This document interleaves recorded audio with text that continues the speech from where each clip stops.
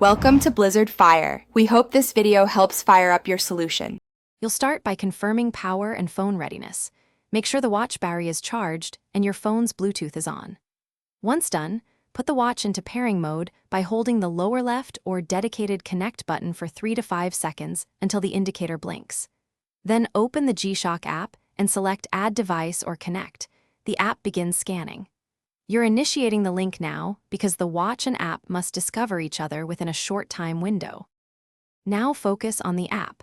When the app shows your watch model, tap it and accept any permissions the app requests, such as location or notifications, because these allow stable connections and features. If a PIN or code appears on the watch, enter or confirm it on your phone to verify identity.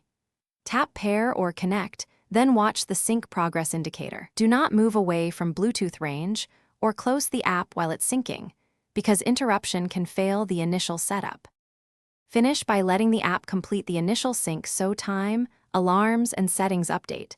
This ensures consistent behavior. Once synced, enable notifications and test a simple alert to confirm two-way communication. If pairing fails, try one key troubleshooting tip.